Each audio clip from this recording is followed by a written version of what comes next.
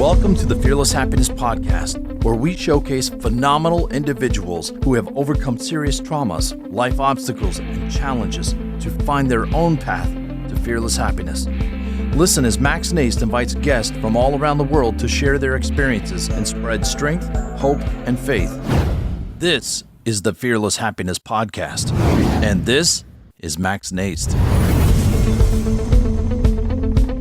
All right, everybody. Good morning, good afternoon, or good evening, wherever you are in this world. Max again with you with the Fearless Happiness Podcast. And yes, again, I have another special, amazing guest all the way from the UK who's joining me today, Raj Khedun.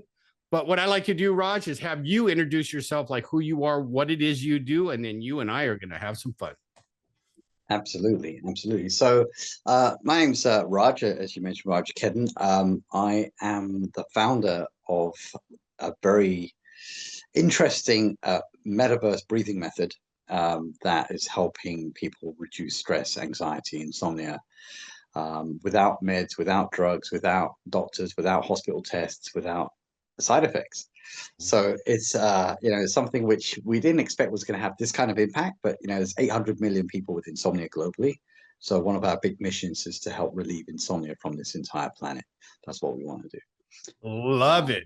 Now you're in the right place then, because I'll have a lot of questions for you, but I'm so glad you mentioned that. Real quick before you get started though, it's like, because doctors, well, at least Western medicine is so quick to go, here's a pill, this will help you, right? And then, but have you seen the commercials, right? Where they say this will work, and then all the side effects that they do are like, but if you slowed it down, it'd be like another 5 minutes. But anyway, Thanks for being here, Raj, and explain that. And let's get into it, because I think this is going to be very important for my audience, our audience today, to learn something different to help ourselves in these crazy times, as we know we're going through today. Absolutely. Let's do it. All right. So let's go back, Raj, like, as far as you want, right? Like, because I always like to give the audience an idea of where you have come from, the challenges you have faced that have helped shape who you are today. You know what I mean? So they can relate and go, oh, I'm just like Raj, or oh, I'm glad he's here. Exactly. I mean, we're doing podcasts every day now, and America has received us, with open arms, because they love the big ideas, they love the big dreams, they love the ambition, they love the striving for something, that helps humanity. And I'll tell you a bit of a Genesis backstory, like you're asking for. And it all started when I was 3 years old. My mother takes me to nursery for the first time in London, where I was born. And we have a look at, the playground, the classrooms, and all this stuff. Then we end up in the library. And the first two books I pick off the bookshelf was one about dinosaurs and one about planets. Wow. Right? Yeah. And I didn't touch the Mr. Happy books or Mr. Sad books and all that stuff, or the Thomas the Tank Engine. I didn't touch that for whatever reason. But the strange thing was that picking off these two books from the bookshelf shaped the entire course of my life, more so than my conventional education did. Okay. So you might be asking, well, how is that even possible? All kids resonate with dinosaurs, and all kids resonate with planets and big ideas and great things, right? And these huge concepts. And it was exciting for me. I was riveted.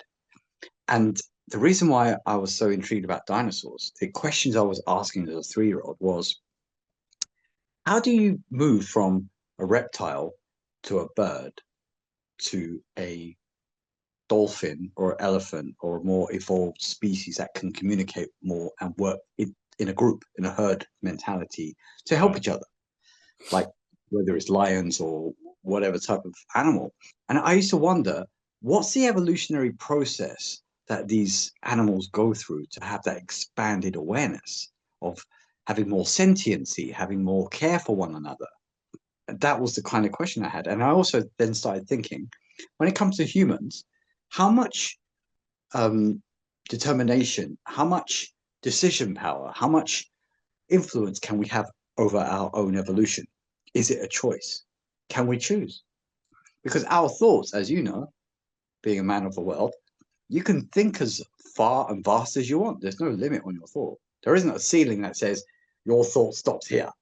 Right. There is no ceiling unless a Right. school tries to force you to think that there is a ceiling, but there isn't. Right. So it started making me think, well, okay, then humans, if they can think, then surely they can evolve their own brain then, right? Because Right. nothing, if you keep repeating a thought and it's inspiring and it's larger than life and it informs you and it nourishes you and it helps you navigate life better, are you not then evolving your own brain? Well, you are, right? Yeah. You are. So there was that. And then the planets thing was really intriguing because I used to think, okay, we're on this little blue dot Earth, right? Which is amazing. But there's also these other planets like Mercury, Venus, Mars, Jupiter, Saturn with these beautiful rings. There's Uranus, Neptune. And you think, what are those planets doing there? Why are they there? Like everyone says, it's just nature. But yeah, but doesn't answer my question. Why are they there? Right. And if you look on YouTube, you can see, NASA has sent many robots to Mars to explore Mars for the last 15, 20 years or wherever it's been. And they have not found any water on Mars. They have not found any plants on Mars. And they've not found any skeletal remains on Mars either. Right. And I'm thinking to myself, okay, it's got a red sky, it's got red rocky surface. Why is there an empty planet in the solar system? Why, how does that make sense? Earth is full of life. Right. And Mars has nothing on it. It makes no. So this is part of my journey, trying to understand why are these celestial bodies? What are they doing there? Why do they have their different rotation speeds? Jupiter spins at 47,000 kilometers per hour. Wow. And look how huge it is, hundreds of times bigger than Earth. So what is going on there? These are my passionate questions as a 3-year-old, just to kind of give you some context. I hope people relate with it. No, totally. You do think about it when you're right. Like, I mean, I have a couple grandkids who are, as they got growing up about the same age, were fascinated with the dinosaurs, right?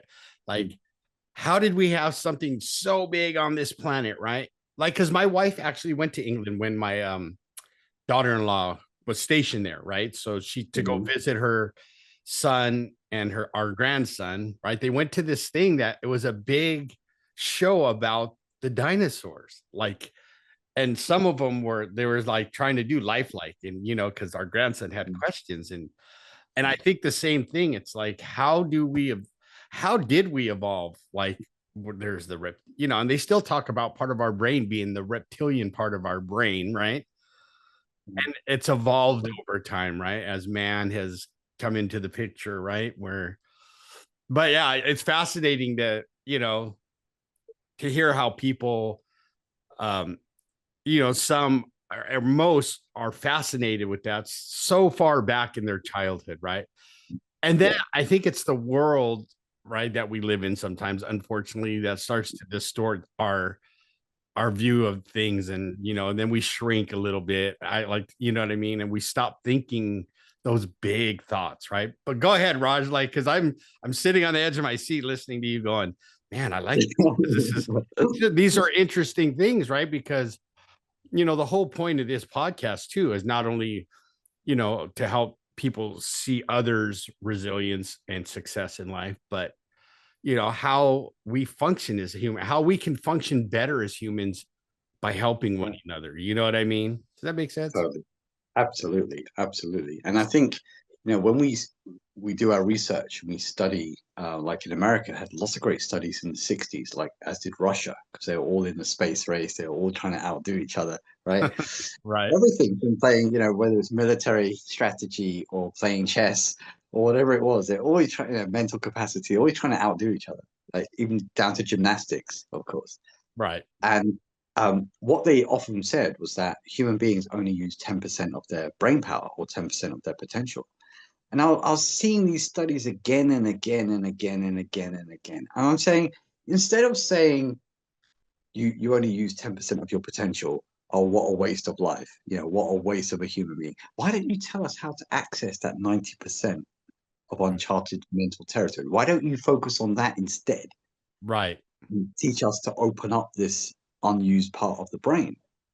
And of course, everyone goes quiet when you start asking that question. Well, then you start getting into conspiracy theories, right? Everybody's like, they don't want us to know that, right? They want us to keep us under their thumb, right? Right. So, which is kind of cool then, because then it's up to us to figure it out and use our brain power to expand our brains, right? Correct. Absolutely. And what I begin to realize is some incredible things to help, because I was fascinated with evolution, as I said, from a youngster. So you would think that, okay, Raj, when you meet real life, like, real life, like with a job and a mortgage and a wife or kids, then you're going to leave those things because that's no more, it's not realistic for you anymore. You'll leave your childhood dreams, as most people do. But I never did. I could not let go of those ideas. I love it. Yeah. So where people were going out partying, watching endless films, playing video games, I hardly ever did that. I did it a little bit, but I got bored of those things pretty quickly. So I'll be the guy reading strange Tibetan Buddhism manuscripts between 2 and 5 o'clock in the morning, poring over manuscripts and trying to understand, what do they mean by this? What is that? What is astral travel? What is this extra brain capacity? What is intoning a mantra? What is this?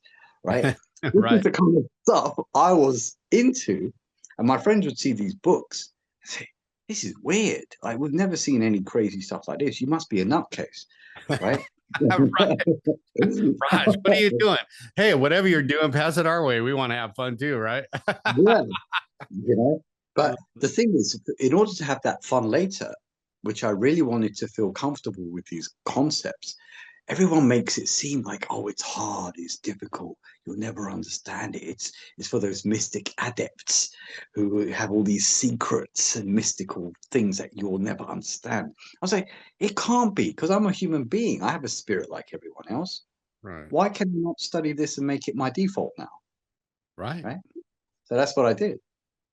That's what I did. And I continued to do that. And when I realized that the fundamental structure of life is the stuff which is all around us all the time, right? We call it air, and a school system might think, have you think it's just oxygen and a bit of hydrogen, a bit of nitrogen. That's far from the truth. The truth is, and in the yoga theories, it's already talked about this thousands of years ago, right? In Star Wars, you have the Force, right? You have Yoda was taken from yoga. The figure Yoda that everyone loves is from yoga, from India. Right. I believe it. That's why I call my sponsor Yoda. He's my Yoda. Because he's so mellow. Yeah. And even George Lucas would tell you, when he was talking about Star Wars and talking about the Force, he borrowed hugely from the Bhagavad Gita, the Hindu Bible, and all the Vedantic yogic sources, because they're the ones who have this knowledge and have had for thousands and thousands of years, even well before the Greeks, well before the Egyptians. It's the oldest civilization in terms of yogic knowledge, which is universal, right? So what we realize in the yogic tradition, and it's universal, applies to everyone, is that this air, or this energy, or this invisible substance around us is made of 3 things: light, electricity, and magnetism. Light, electricity, and magnetism. We call it prana in Sanskrit. We call it chi in Chinese, which you may be familiar with. Yeah. Both. I'm familiar with both of the terms. Yeah, exactly. And you think, well, what is that? Well, that's the electricity that powers everything. Your brain, your mind, your respiration, your heart, your lungs, your digestive system, your bloodstream, your muscle contraction, your voice, your intelligence. All these things are built and powered by this invisible life current, which is all around us. Right. And yet it's so amazingly abundant with us 24/7, and no one talks about it. Well, that's why you're here today. So I'm so grateful you're here to talk about this today, because I'm fascinated with this stuff, because it's so true. I mean, the things you're talking about, there's proof that they have talked about this for thousands and thousands. It's in the, like you said, the manuscripts way before the Greek times. And so there's something to it, right? There's proof. I mean, they've, and you know, even today's, you know, like monks and stuff that study this, right? Like they'll tell you, like, we're made up of energy, right? That's why we're such great conductors of electricity. If we're not careful, we're going to get shocked, because we're not only, but we, you know, because we're water, most of us are water, but that's how the brain, right? That's how the atoms work, right? They're electrified. That's what makes them move and whatever, right? So yeah, like, I love this, right? I'm gonna let you go speak some more, but I can, yeah, you and I could be here for days talking, because I'm so interested in this kind of stuff. Because I think, right, there's part of me that thinks people, the powers that be, let's say, want us to be one way, right? It's the reason they don't let us really focus on what you're trying to teach today, because they don't want us lay people, let's say us commoners or whatever you want to call us, right, to understand what a lot of them have already found out, or you know, and they want to use it for their purposes only, right? When, like, one thing I think you said that resonates with me, and it will with our audience today, is us as people deserve to know this. We should, I think the universe, whatever you want to call it, Buddha, you want to call him God or whatever, I think they created us so we would find this stuff out and use it for the betterment of man. Correct? Correct. Absolutely. 100%. 100%. I'm sorry I interrupted you, but I'm keep going, Raj. This is really good conversation. I love it. Spontaneous, it's great to have that ebb and flow. So as you mentioned, the water in the body, the interesting metaphysical, physiological fact about this, it's more than just physiological. We'll call it metaphysical because it's beyond the elements. But you need to understand the electricity which is powering all this. So when someone's in the bathtub and you put an electric wire in there, right? What's going to happen? They're gone. Yeah. They're gone. Why? Because electricity, water is such a great conductor for electricity. Right. And all of our organs, our brain, heart, lungs, spleen, digestive system, everything is very moist and wet. Right. Because when you inhale this magnetic energy, it's powering all your organs, which are moist, which are water, right? Which have watery base. So it gives you a sense of, we're electromagnetic beings then. We're not flesh and bone. That's a very small part of us, actually. Right. And you might ask the question, well, what do I do then with all of that? Can I harness this electromagnetic energy to benefit myself? Which you should. Absolutely. Right. Absolutely. Because it belongs to everybody, right? It's free. So then you begin to understand and realize, okay, how do I isolate the brain and evolve my brain? How do I evolve my brain and evolve my memory so my memory becomes more and more capacious and more able to build a neural network in my own brain, my own mind that can connect the dots on so many subjects. So I'm now a walking, talking repository of wisdom and knowledge wherever I go. Right? Does it have to decline with age just because you get older that your memory has to shrink? No, it doesn't. The memory is non-physical. It's not just focused in the brain. You have an astral body as well, which is thousands of times larger than the physical body. Wow. Yeah. And you can't kill it. Energy never dies. Right. So essentially. That's why there's something to the afterlife, right? We continue on. Our physical body may cease to exist, but our souls, our spirits, right? As I've heard, and I believe, right, begins to expand even more then, right? Because then there's stuff beyond like our comprehension right now. But I believe it, because I've had feelings where I'm like, man, I know there's something bigger out there. You know what I mean? And and that's why, I mean, it makes a lot of sense, right? Because when you think about people, like say in the hospital, or someone who goes into a coma and they pronounce them brain dead, right? Because it's the electric part of their brain stops working, right? Or the heart. Why do you think they have, the machines, right, that are electric that shock you and shock the heart back into working because the heart's electrical system is out of whack and it needs some electricity, right? So how Raj okay, let me ask it this way. So when did you realize like I want to help people become better through this knowledge and help them understand it so they can use it for themselves?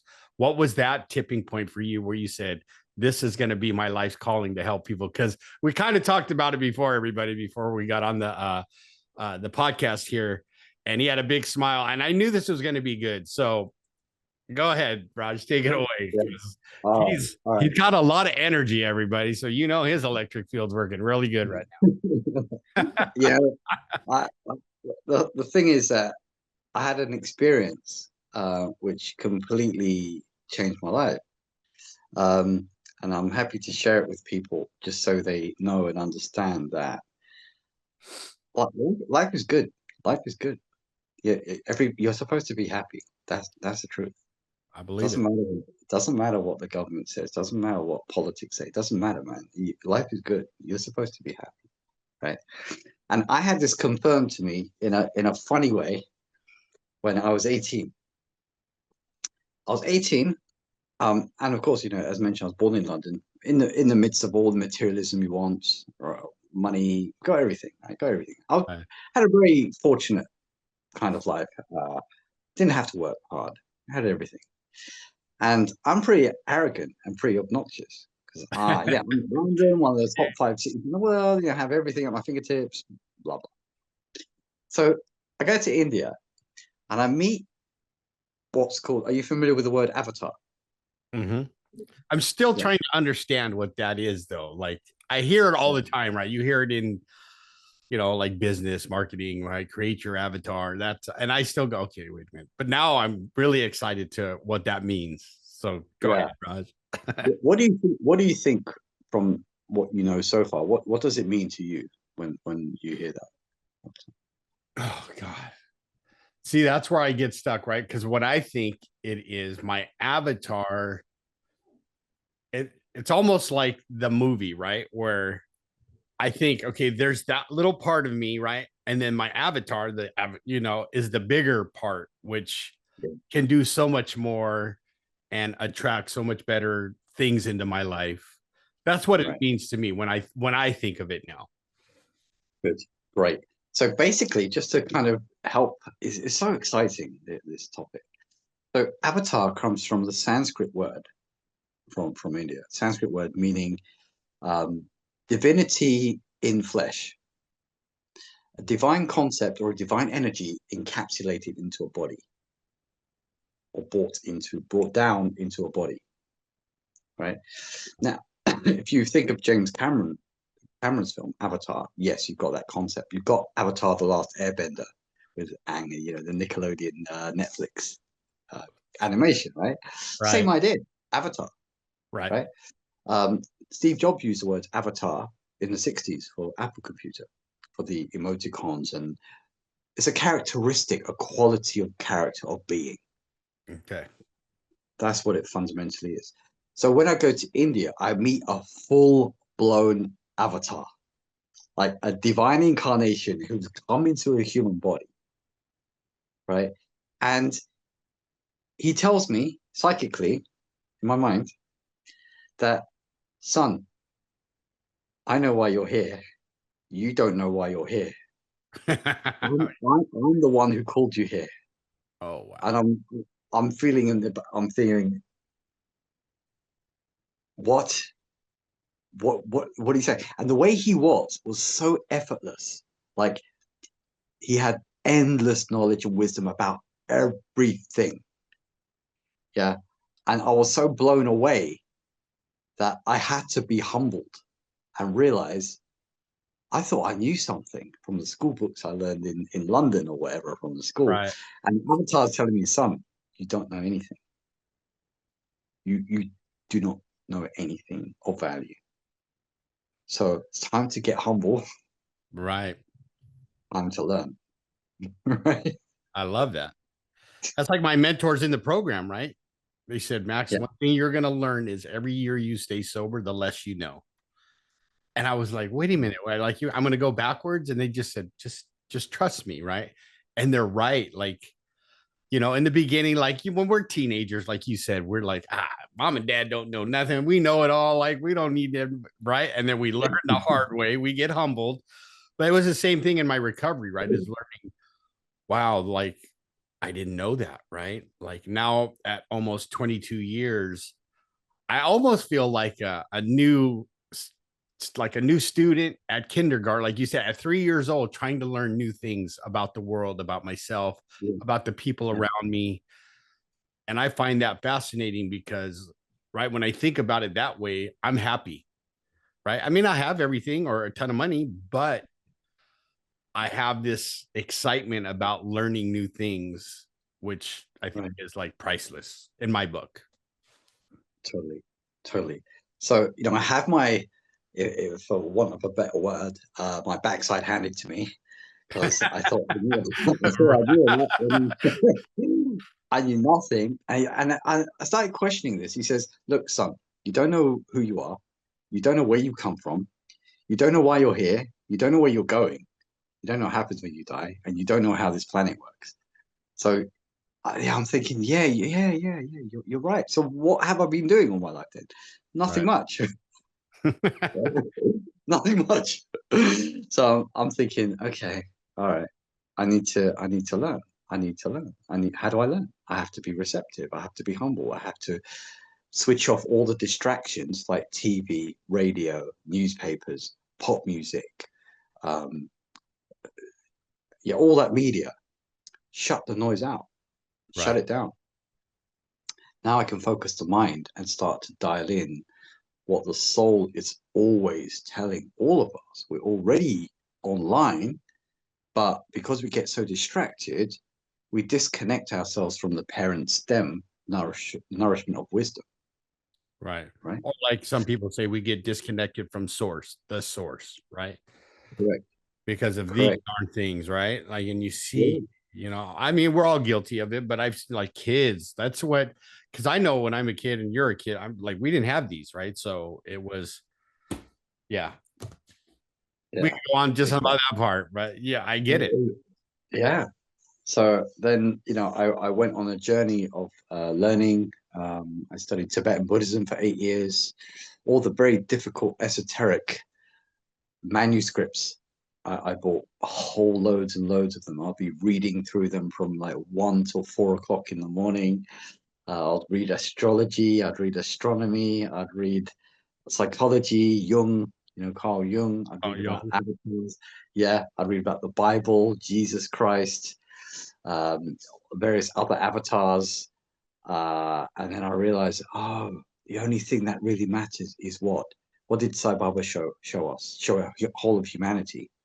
You can look him up on YouTube, Sai Baba. He's a great humanitarian, amazing power. His aura, his electromagnetic power was so huge, you couldn't measure how big it was. Right. Wow. Humans extends about, let's say, 3 to 4 feet. For a saint or someone who's really selfless, their power extends a few meters. Like when you walk into a room of a very inspired being, you feel something. Right. Yeah. But Sai Baba's electromagnetic field is, you cannot measure it. It's just infinite. Wow. Yeah. Off the charts. Wild, huh? It sounds like. Off the charts wild. Because it changed me. I was just there, and he just, by being in his presence, it completely flipped my brain upside down. Right. I love it. I want to meet somebody like that. Well, I mean, I got to be honest with you, right? As we started to talk, and I get that feel like your aura and your presence is, because you're smiling too, but you know, you feel it even across technology. When someone has a good aura and they're, you know what I mean, they're a good human being, you can feel it even through a Zoom, right? And I get that from you, right? Because one, you're smiling, and I love how you talked about you got your ass handed to you. You got humbled, right, by this guy that tells you know nothing. And it brought back a memory, like from one of my guests who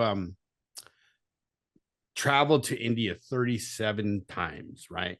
And she said her life always changed when she went there because she met the happiest people. And it wasn't people, it was someone that was poor, living on the streets with nothing, that would like smile at her. Just that energy. She said, like, I couldn't believe how happy some of these people were.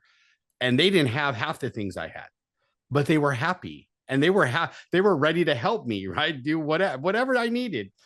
And I'm like, when I was listening to her, I was like, wow, right? Like, there are people like, well, like for me, look at Mother Teresa and other people, Gandhi, right? Like people that really truly were selfless and tried to help the humankind, not just their people, but everyone in the world, right?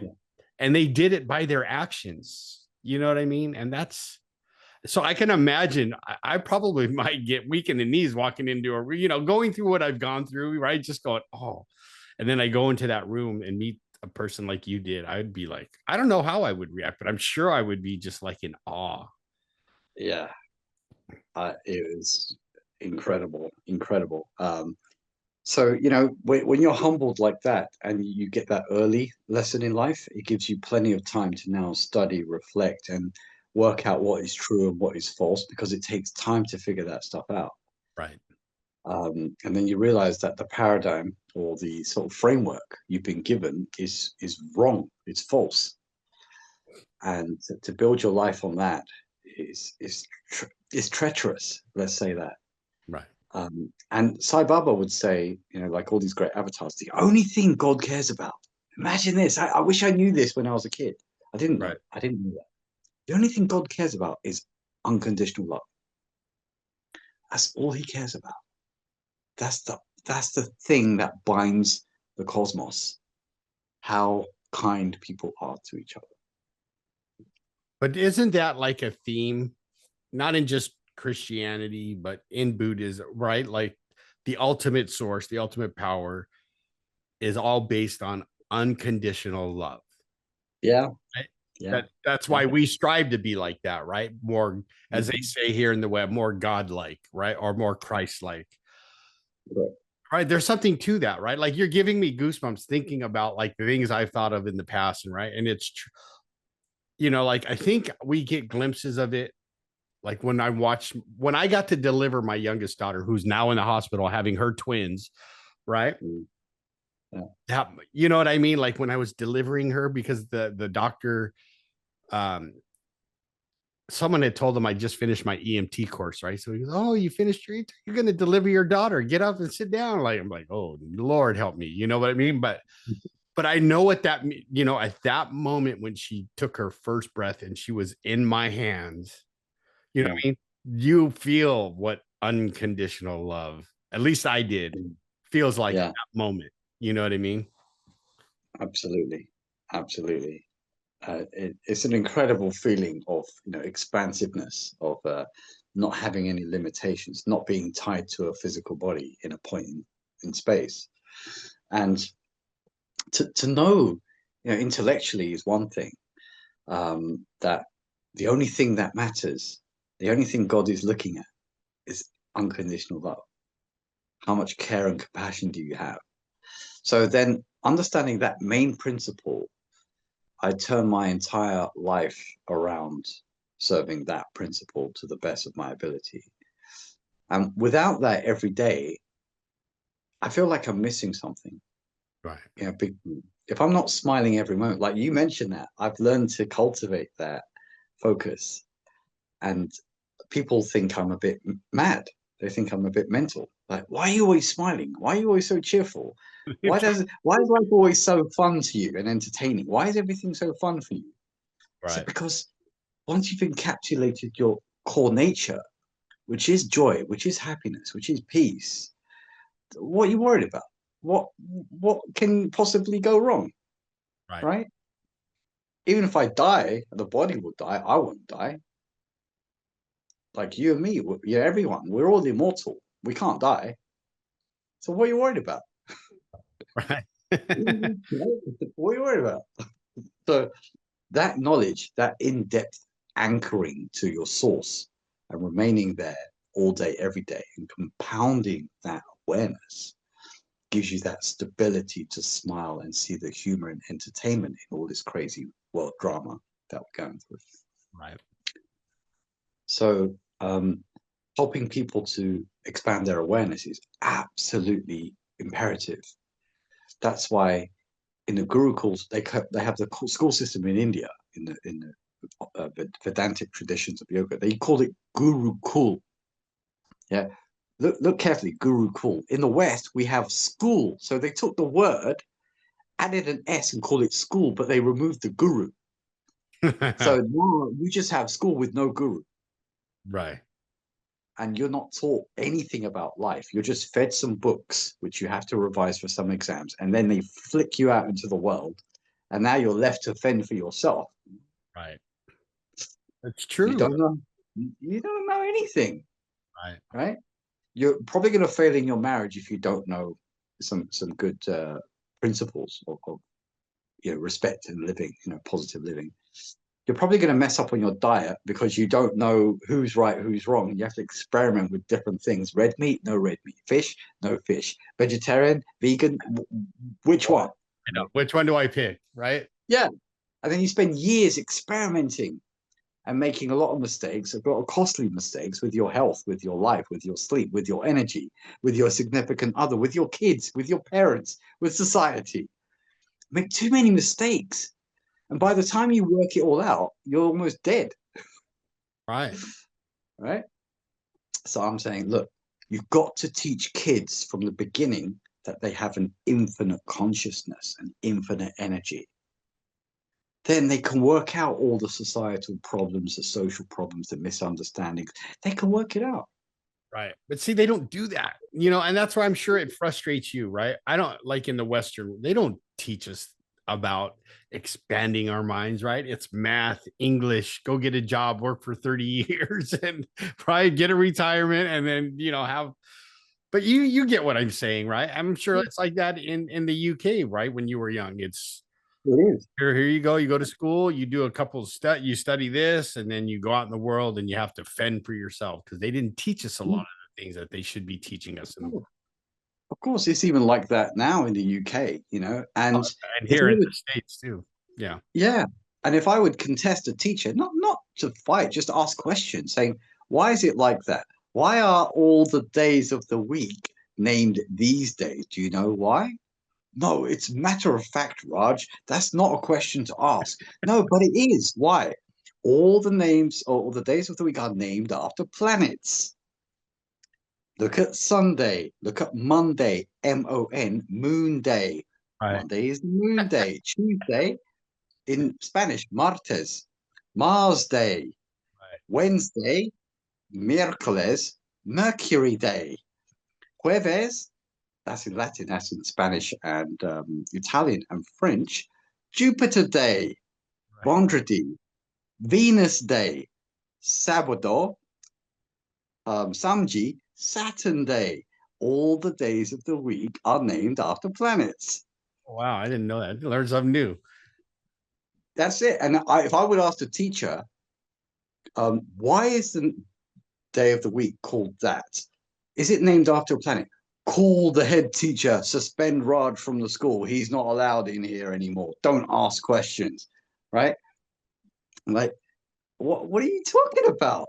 Like, this is our nature. We belong in the cosmos. We have a relationship with nature. Right. Are you telling me that I don't? Or what? What are you telling me? So we have these kind of conversations, and right. But I think that's why the world the way it is, because there have been people out there that just said, you be the good little boy and you don't ask questions, just do what we tell you. Right. Or a good little girl, right? You just go to school, don't ask questions, right? So that's why I did love the teachers that would let us ask a ton of questions, right? Those are the good teachers, I think, right? Not the ones that just said, here's your assignment, don't bother me, and then go out to your next class, right? That's right. That's right. That's right.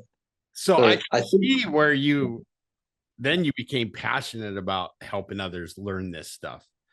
So let's talk about that a little bit before I start asking you the questions I love to ask. But like, what did that look like?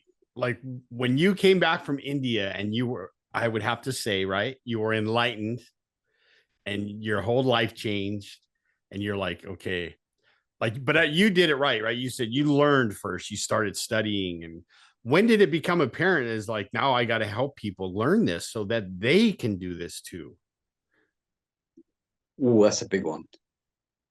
That's a big one. We get it. We're getting to this. I like the deeper and more complex the questions, the more I like it. I love it. Yeah.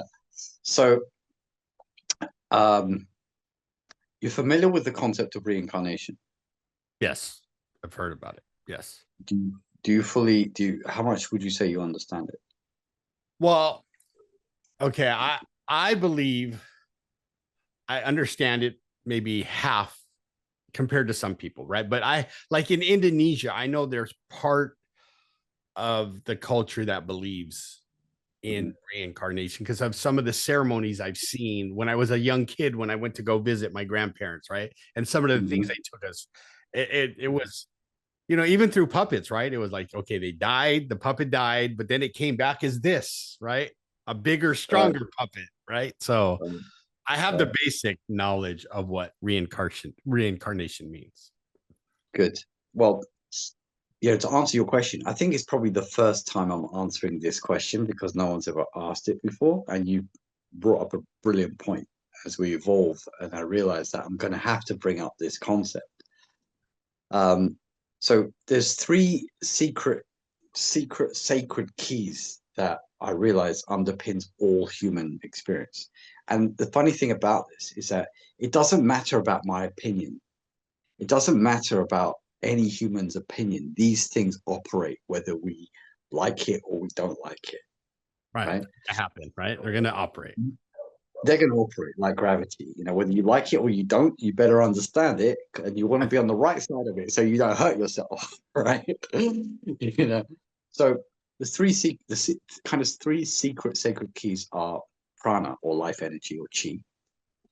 The second one is astrology, because astrological movements, so when the time you're born, you have a certain astrological chart. If you have it drawn up at the correct time, you'll see the planets are in a certain formation when you're born. Right. And that is not an accident. That's a blueprint map of your potential in this life and the likely decisions that you're going to make. It's a framework, a system. Yeah. And people can argue with you all day long. Oh, there's no system there, but there is a system. Right. I believe there's a system for everything.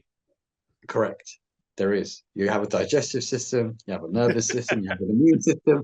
How many systems does even one human body have? You Right. know? Exactly. And for you to say, oh, there's no system, don't be silly. There is a system. Right. Right. So you have the planets system, astrological system, and then you also have reincarnation. So what I do now will affect my rebirth. If I don't help people, I'm not, why should I have a more beneficial rebirth? Right. Right. So our great teachers, you probably understand the idea here, is that if you have wisdom, you have a responsibility to teach it. Why is that? Because when you teach wisdom, you help people avoid suffering. So if you had a huge amount of wisdom, and I'm very humbled to have been able to accumulate in my relatively short life, quite significant amounts of it because I focus on it. Right. If I don't share that wisdom to help other people's lives get better, then it has no value. And I'm not going to kind of pass the grade of having dispensed unconditional love to help humanity. Right. Right. So the fact that reincarnation is going to happen anyway for all of us until we become angelic and become perfect and transcend, then we may as well help each other to the maximum of our ability and understanding with compassion and awareness of these cosmic laws that are built into our experience. Right. So I hope that helps answer your question a little bit. Absolutely. Right. For me, it does, because it's the same with the program of Alcoholics Anonymous. Right. And like I said, everybody, I'm going to say this is not a push for any 12-step program, but I think the reason it's been so successful is because when it started with those two gentlemen, right, it was all about sharing what they learned kept them sober with someone else, and then so on and so forth. That's why it's grown to millions and millions of people, right? It's the same principle. I think they learned something, they got some divine intervention, I believe, and that divine intervention said, you're going to stay sober only if you love on other people and you show them how to do it. Right. Yes. And right. That, and I got to say, Raj, that's the only reason I'm 22 years sober almost, is because I took that to heart.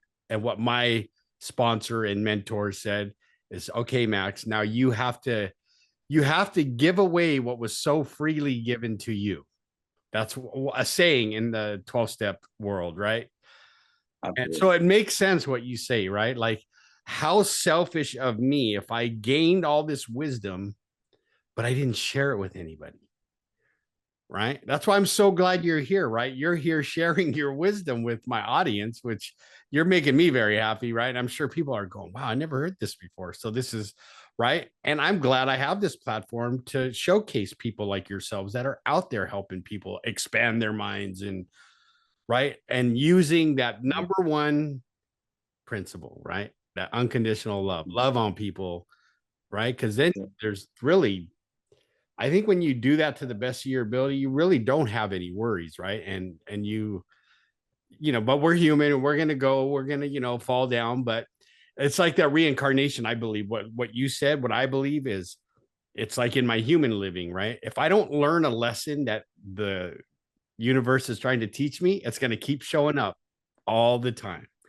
Maybe in different ways, maybe some more subtle, some more not more subtle, right?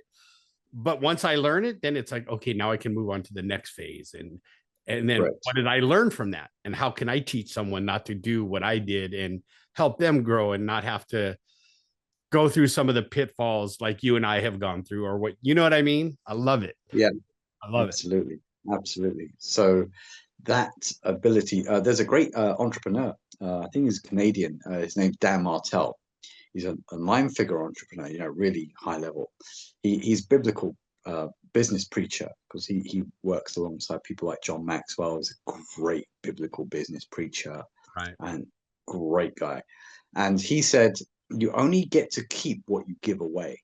You only keep what you give away. So if you're not willing to give it away, you will not keep it. right. And that makes sense, right? You know who Ty Lopez is, right? Yeah, absolutely. Yeah. He said this, you know, and I'm going to say this again, you know, you hear me repeat it, but some close friends of mine, a men's group I belong to, got onto a call with him, right? Like, and it was, of course, you pay for his time, but I guess because they asked such great questions, he went beyond the time, right? And he said, but the one big takeaway that all these guys told me, especially the guy who runs the group, he said, if I would have learned to pour into people sooner, my success would have come sooner, and I probably wouldn't have gone through a lot of the headaches. But he goes, giving back earlier, it was a big lesson that if I would have did it sooner, right? And that's kind of what I'm learning in this journey as a father, a husband, right? Yeah, I work hard, but I'm not going to work hard and then go keep because I work so hard. I'm not going to give you guys anything, right? It's like me and my wife are like, yeah, we got grandkids, we get to spoil them, right? And we get to do that stuff. And it's kind of like life, right? The more you give, the more you get back. That's right. Absolutely. And the stuff that you've learned from your heart, the universe always makes a way for those people who have a mission to spread the glad tidings of that benefit and value, and help distribute that to as many people as possible. You will find your way, but it seems like a tough road to begin with, until you pick up momentum and consistency and keep on reflecting on the purpose and the mission and the value and with your divine inspiration, find people to teach, even if it's an old people's home, even if it's a nursery, even if it's someone on the street that you randomly meet, whatever it is, just try to find opportunities where you can share your gift. And then you'll find all kinds of serendipitous, like magnetic, things start to attract themselves to you to help you further build momentum and consistency with it, until you suddenly within a year you become a completely different person because your consciousness is so expanded. Right.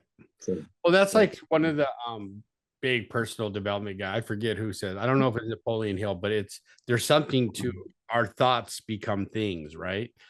Like the more we put out there, the better.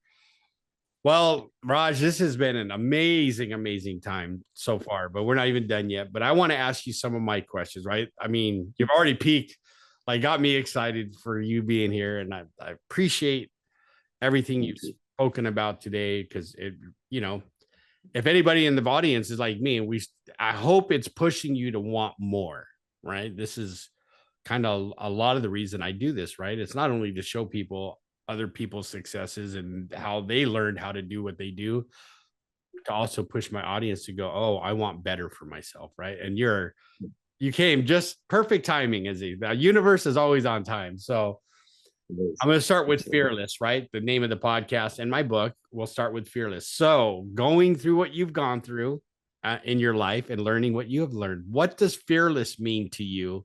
And how does that show up in your life on a daily basis? Wow. Love that. That's a great question. I think having the boldness and the courage to step into your dream life. We all know that there is something bigger for us. We all know as kids we dreamed of things, but maybe we lost touch with that dream. Maybe we let the matter of fact of life materially get to us and put a false glass ceiling on our perception. So we feel like that dream is now impossible.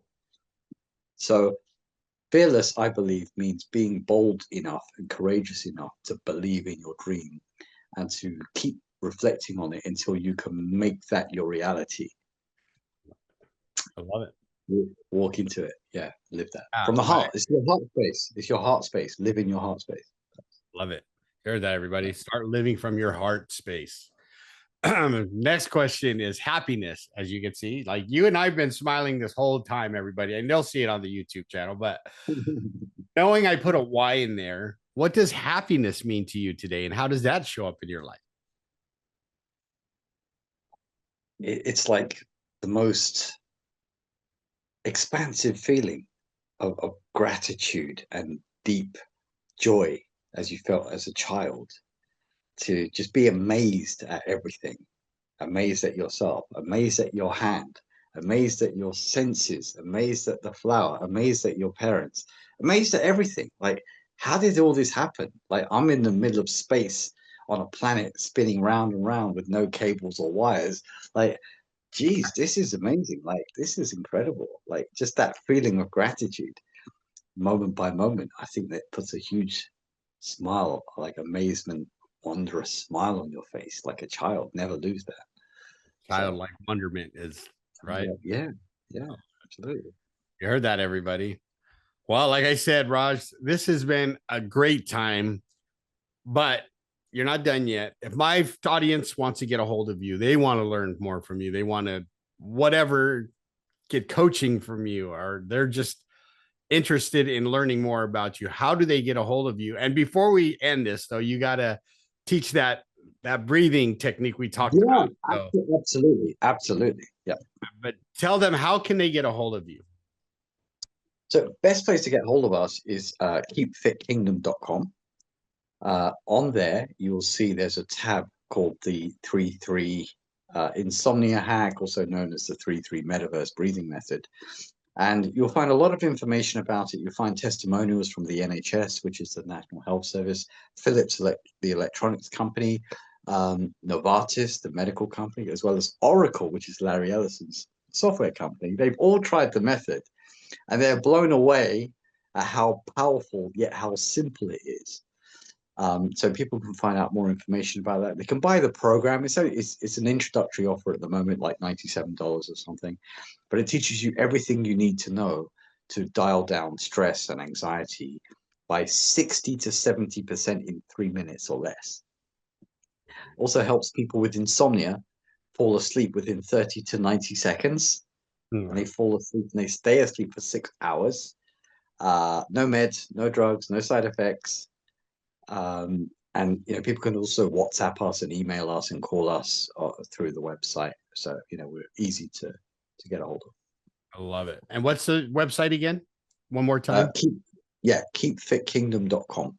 Keepfitkingdom.com. Yeah, because I'll be giving that to my wife when she gets home today. So thank you for that. Well, Raj, this has been truly from the bottom of my heart. This has been an amazing time. And thank you for being here. I have learned a lot. Now you've piqued my interest some more on how to expand my consciousness and just be a better person, and how I can help someone by either directing them to your website or to you or people like you. But you have made my day. So thank you for being here, but you're not quite off the hook just yet. No. Now I get to ask you my one favorite question that I ask of all my guests, my favorite question. And it goes like this. Okay, Raj, what is the one piece of advice you could give my audience to help them grow as human beings and become better people? This is what I want to show you, Max. When can we do the method? Or shall I answer the question first? Yeah, let's answer the question first, and then we'll show them this method. I love it. Absolutely. So the question was, how can you help people? Help people grow as human beings and become better people? I would say, know thyself. Love it. Know thyself, because when you know yourself, you extend that overflow of abundance into other people. You share yourself with others. So you've got to think about, what are you showing up as? What are you reflecting? What are you expanding into or sharing with other people? Is it your true spirit? Or is it a pseudo spirit? Or is it a dark energy? What are you projecting? What are you sharing? What are you rocking up as your avatar in this world? Make sure it's positive. I love it. Well, since you said it, let's do this technique that you're telling us about, because I think there's a lot of us out here that could use it. Okay. Are you familiar with I think you said you tried some breathing methods before and so on? Like, I do box breathing in the morning. I do the 4x4, and then I go into my prayer and meditation after that. Okay. How many minutes roughly do you do it for? Well, I do for 4. So I do the 4 in, hold it for 4, let it out for 4, and then I count for 4, and then I do that 4 times. So it's roughly a minute or so. Maybe 2. Okay. Depends if I get distracted. Yeah, absolutely. Well, this one, it's very gentle. It's very soft. People are starting to call it the Rolls Royce of breathing methods, because it's soft, it's smooth, it's elegant, but it's powerful. Yeah. Someone said to us on LinkedIn the other day, they said, oh, this is like a James Bond initiation. It's something suave and sophisticated, yet very elegant and very simple. Yet no one knows it. It's the strangest thing. Rolls Royce, James Bond, I don't know, Aston Martin. People are, I love it. Yeah. So what you're going to do, Max, is you're going to have a fairly straight spine, nothing too crazy, but just shoulders nice and relaxed, chin more or less parallel to the ground. And you're going to block one nostril and breathe in and out of the other one a few times. Quickly or slowly? Medium pace. Yeah, just it can be a bit faster. That's fine. Block the other one and do the same.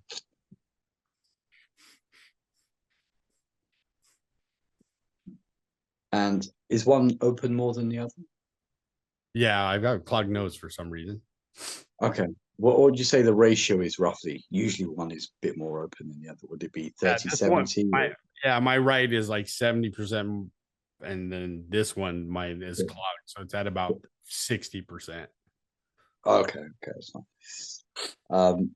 And on a scale of 1 to 10, Max, where 1 is awful and 10 is amazing, what would you say you feel right now, generally, overall? Right now, 10. 10, really? Wow. Yeah, I've had a great time, so I am on a 10 right now. I've had Awesome. a great guest, so how can I not feel like a 10? You're an awesome guest. I appreciate you. Appreciate you, man. Appreciate you too. So what you're going to do is you're going to breathe in 3 parts through the nose like this. I'm not sure if the noise cancellation is going to stop the sound effects, but let's see. So it's, and then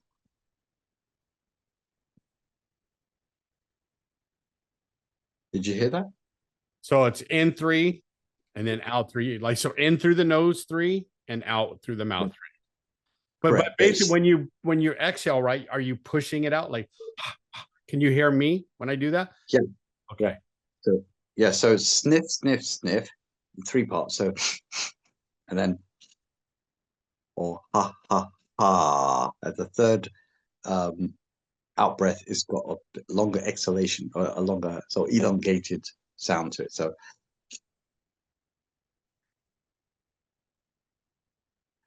ha, ha, ha, just in case the sound is being cancelled here. Ha, ha, ha. Yeah.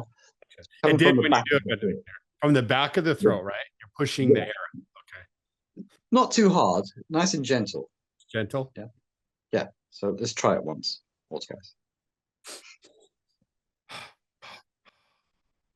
Good. Very good. Just open the mouth a little bit more. So it's activating the vagus nerve. Okay. Yeah.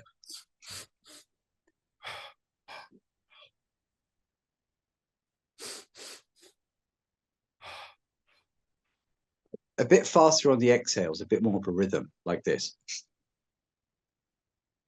Oh, almost like the in, right? The same kind of quick. Yeah, but gentle, but still rhythmical.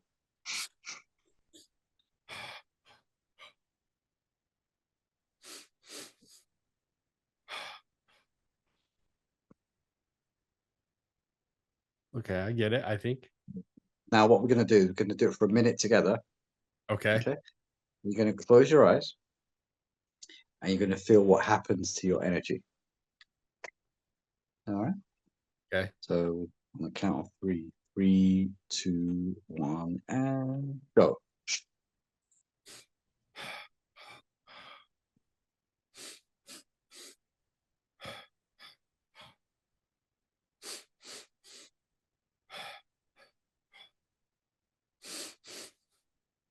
A bit more elongated on the third exhale, like. Okay, a little bit longer out. Yeah, on the third one. Yeah.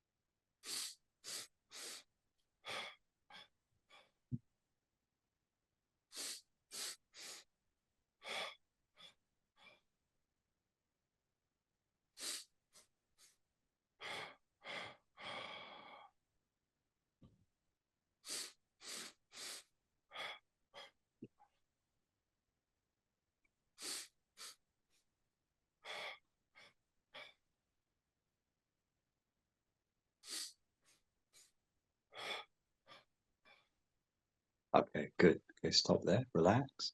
Just keep the eyes closed, Max. And just gently feel and observe what's happening within. Just relax.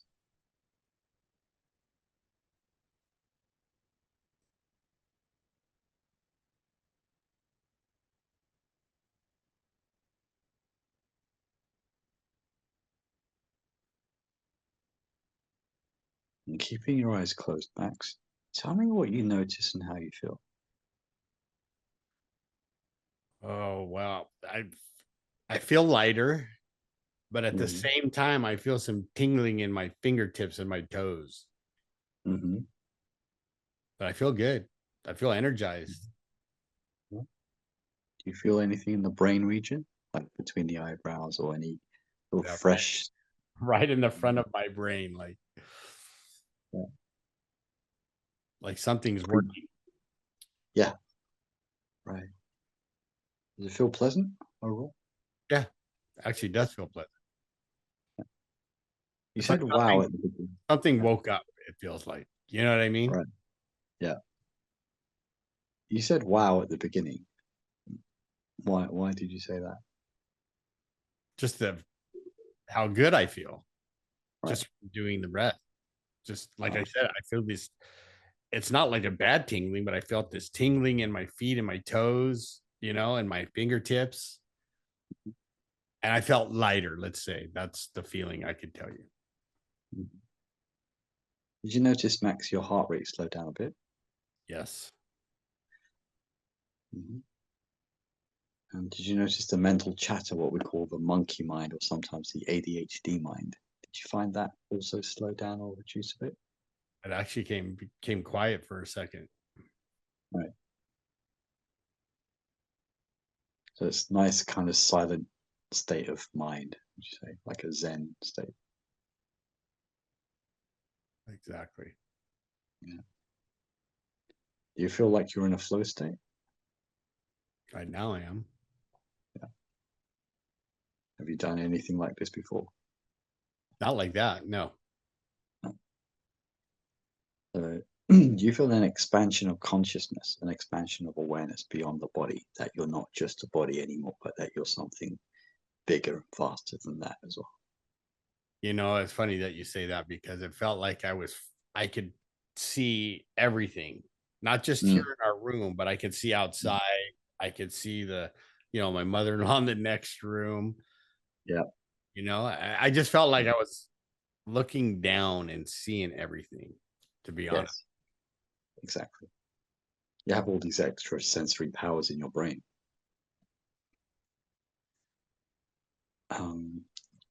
Given that you only did it for 60 seconds, Max, how surprised are you how quickly this worked? I'm not surprised at all.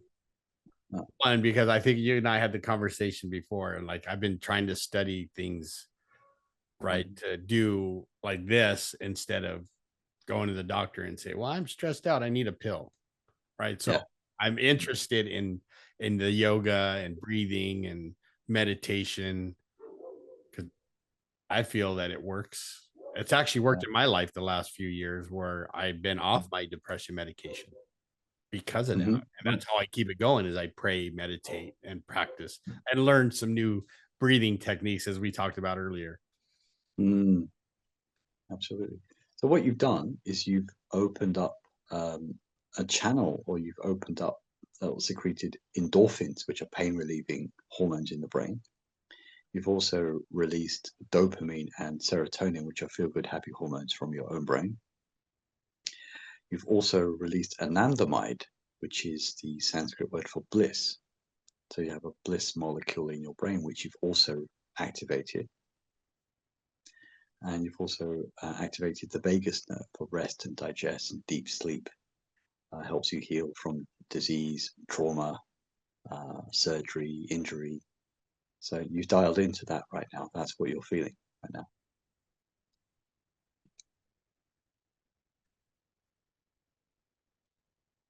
Does that all make sense? Absolutely. It does. And just so people they want to understand how to overcome insomnia. Can you see how this helps people fall asleep and it makes you very relaxed? Yeah, it definitely quiets your brain. It quiets the brain. Yeah, exactly. That's how people are falling asleep within 60 to 90 seconds and sleeping for a solid 6 hours. And all they have to do is this for a minute. Well, this is a taster to give you a bit of, an idea. But there's a that'd be little bit. amazing. But something like that for whatever time they do it, right? That's because if we did this for a minute and my brain quiet, because as you know, like I'll tell you, my brain is always on overdrive, right? Like it literally slowed down and I was in the moment with you. Yes. I could sense everything around me. Exactly. And that was 1 minute. That was just 1 minute. So imagine if you practiced this and made this like a morning and nightly routine. Your stress levels would be so much better. There you go. Okay, you can open it. There we go. Yeah. No, I can see how that works. So I will go to the website and I'll direct my wife to it because I think she's open to learning new things. But I'm telling you, everybody, he's right. Like I could almost feel my body floating like halfway just through that minute of just calm and like I was floating in the air. It was weird because then I started getting that tingling in my fingers.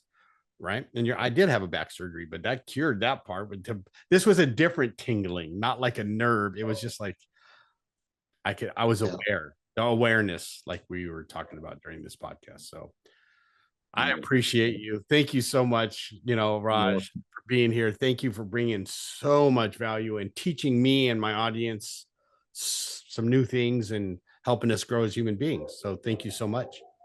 You're very welcome. It's a pleasure, and happy to help. If anyone has any questions, they want to reach out, feel free. We would love to. Awesome. You heard him, everybody. Raj is amazing. So if Raj taught you something, if Raj made you think, if he made you smile, and my famous, if he made you go, I like that, please go to iTunes and leave a 5-star review so more people can find the podcast. And again, good morning, good evening, or good afternoon, wherever you are in this world. This is Max from the Fearless Happiness Podcast. Until next time. Are you tired of being weighed down by life's traumas and struggles? Join the Fearless Happiness lifestyle and let us guide you toward a brighter future. Explore our past podcast episodes and get a copy of the Fearless Happiness book to ignite your inner strength. If you or someone you love is battling addiction or facing challenges related to unresolved trauma, know that we are here for you. Visit maxnijst.org, maxnijst.org, and take the first steps toward finding your fearless happiness. Thank you for listening. This has been a production of Fearless Happiness.